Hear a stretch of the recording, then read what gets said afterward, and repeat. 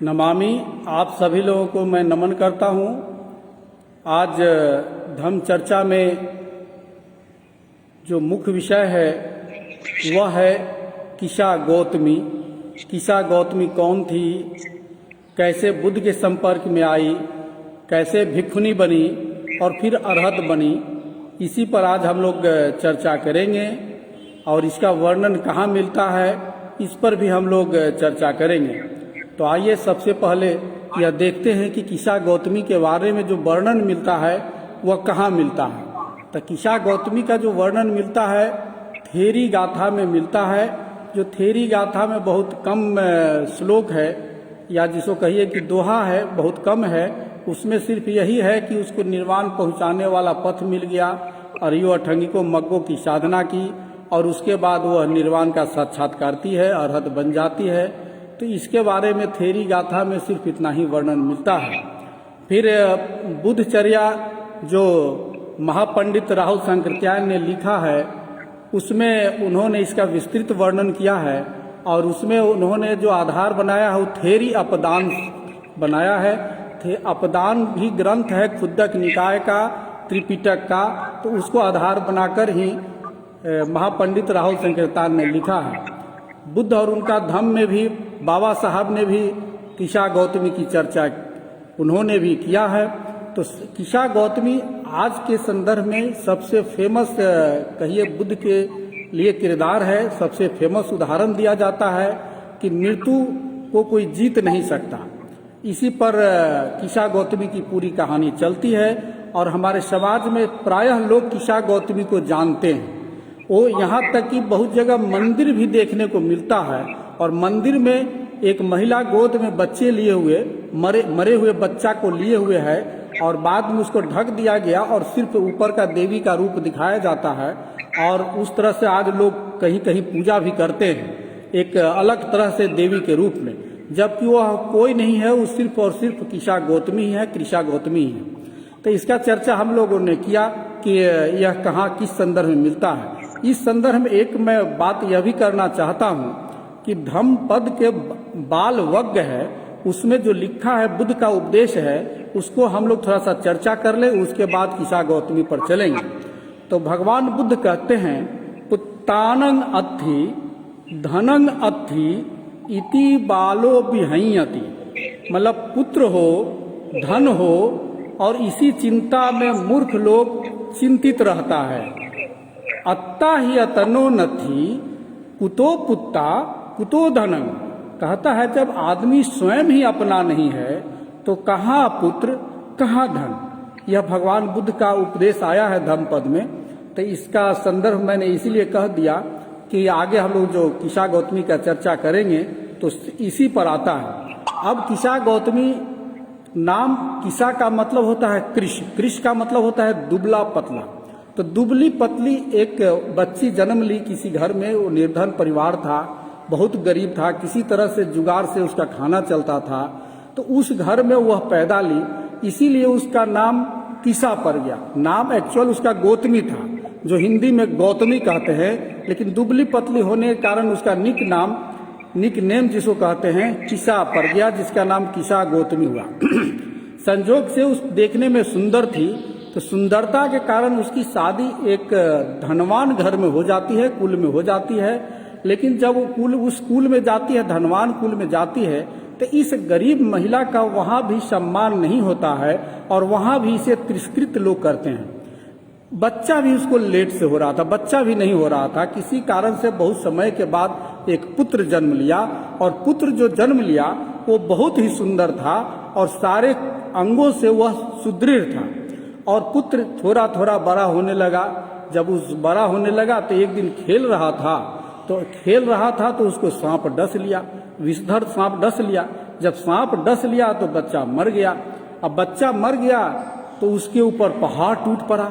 वो किशा गौतमी को एक तो कोई लगाता नहीं था, किसी कारण से फिर उसको बच्चा हुआ तो बेचारी थोड़ा सा सुखपूर्वक जिंदगी जीने लगी।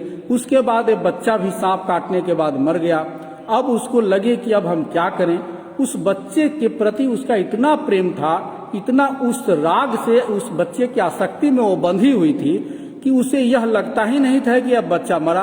और जिस प्रकार से बंदरिया अपने बच्चे को पकड़कर साटे रहती है, उस तरह से उस साटे हुई थी और सब जगह वो घूम रही है कि कोई इसे जिला दे, कोई मेरे बच्चे को जिला दे। और लोग कहे कि नहीं, ये बच्चा मर गया, अब जिंदा नहीं होगा, तो उल्टे उसी को कुछ न कुछ बोला करती थी।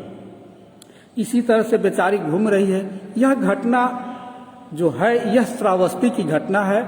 उस समय सावथी कहा जाता था और उस समय भगवान बुद्ध अनाथ पिंडिक चेतवन में रुके हुए थे, ठहरे हुए थे, क्योंकि बुद्ध का वर्षावास प्रायः वहीं हुआ करता था। तो उस समय जब बुद्ध वहां रुके हुए थे, किसी ने यह कह दिया कि जाओ, बुद्ध से सबसे बड़ा डॉक्टर कोई नहीं है, वो सबसे बड़े डॉक्टर वही हैं, तुम्हारे बच्चे को अगर जिला सकते हैं तो सिर्फ और सिर्फ भगवान बुद्ध ही जिला सकते हैं, तो तुम उस भगवान बुद्ध के पास इस बच्चे को ले जाओ। वह बेचारी क्या करती, वह बच्चे को लेकर भगवान बुद्ध के पास पहुंचती है। बुद्ध के पास पहुंचती है तो कहती है कि भगवान, इसे औषधि दे दीजिए। बुद्ध ने कहा कि तुम्हारा बच्चा अब जिंदा नहीं है, ये तो मर गया है, यह मृत्यु को प्राप्त हो गया है। तो वह कहती है कि भगवान, अगर मर गया है तो आप चूंकि बनते हैं, आप भगवान हैं, आप तो इसे जिला ही सकते हैं, आप वैसा औषधि दे जो इसे जीवित कर दे। तो बुद्ध की वाणी फिर शुरू होती है। तो बुद्ध कहते हैं कि ठीक है, मैं जिला सकता हूं, लेकिन तुम्हें एक काम करना होगा। तो वह क्या काम करना होगा, तो तुमको इस जाकर एक घर से सरसों का कुछ दाना लाना होगा। सरसों को उस समय की भाषा में सिद्धार्थक भी कहा जाता था, हिंदी में सिद्धार्थक भी कहते हैं, जो पीली सरसों होती है, पीला सरसों को। और श्रावस्ती में उसमें खेती ही सरसों की पूरा हुआ करती थी। तो वो तुरंत जो है ना उठती है और उठकर दौड़ लगाने वाली ही थी कि मैं तुरंत ले आती हूँ सरसों, अगर सरसों लाने से मेरा बच्चा अगर जी जाता है तो इससे बढ़िया और क्या है। तो जैसी दौड़ लगाने के लिए जैसी दौड़ती है, तो बुद्ध कहते हैं कि इतना ध्यान रखना कि सरसों उसी घर से लाना जिस घर में अभी तक कोई मरा नहीं हो। तो वह दौड़ लगाते हुए जा रही है। वो अपने मन में जो विचार चल रहे हैं कि मैं तो इतना सरसों ला दूंगी, लोग ये कह रहे थे कि तुम्हारा बच्चा मर गया है, ये है वो है, अब तो मेरा बच्चा जी जाएगा, अब मैं लोगों को बता दूंगा कि मेरा बच्चा मरा नहीं था, बल्कि वो बेहोश पड़ा हुआ था। और इस तरह से विचार करते हुए अपना शहर की ओर जाती है, उस श्रावस्ती नगर में जाती है। और जब वो पहले घर पर पहुंचती है तो कहती है कि दरवाजा को ठकठकाकर जब उधर से एक महिला निकलती है तो कहती है कि बहन, मुझे पीले सरसों के कुछ दाने चाहिए, क्या तुम दे सकती हो। तो कहती है कि क्यों नहीं, मैं दे सकती हूँ, पूरा दे सकती हूँ, मैं तुरंत ला कर देती हूँ। तो लाने के लिए जैसे ही वो चलती है भीतर की ओर, तो फिर वो कहती है कि बहन, मैं एक बात जानना चाहती हूँ। तो बोलती है वो कि क्या। तो क्या तुम्हारे घर में, घर परिवार में पहले कोई मरा है क्या। उसके बाद वो बिफर पड़ती है, कहती है तुम सरसों के दाना मांगने आई हो या हमारे यहाँ मरे हुए लोगों का हिसाब मांगने आई हो। तो इस तरह से वह बोलती है।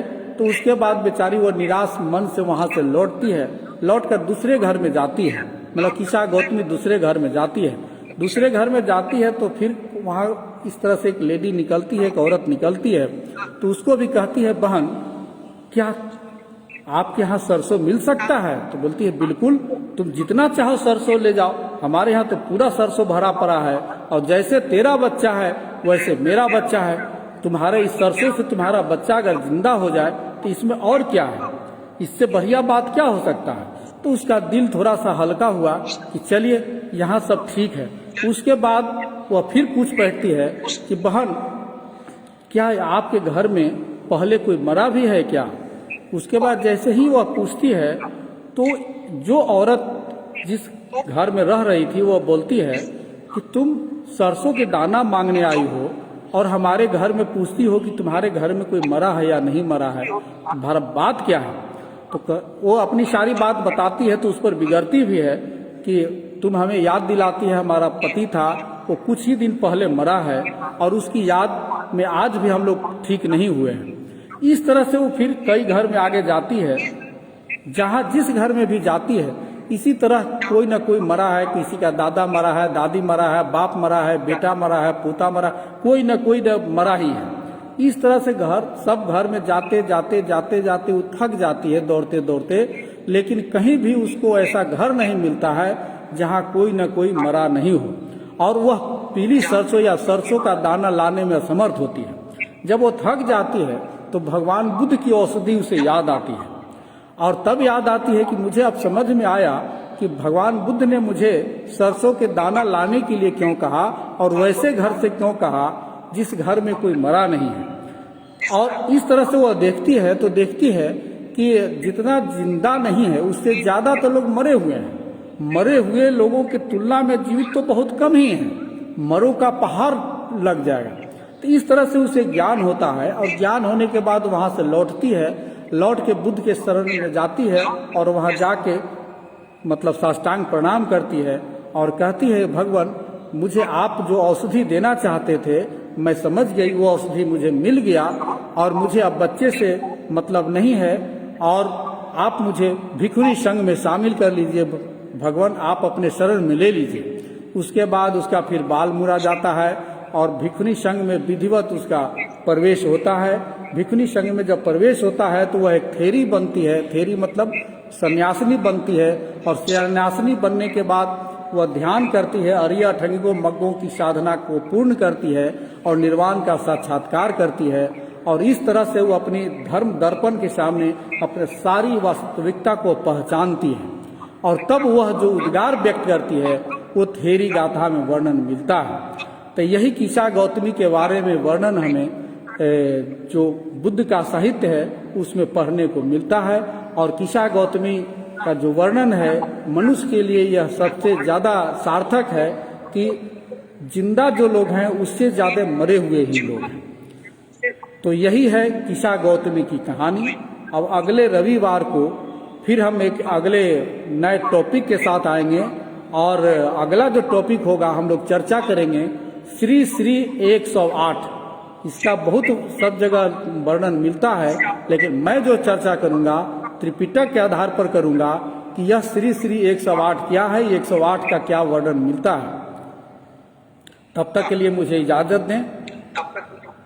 साधु साधु साधु।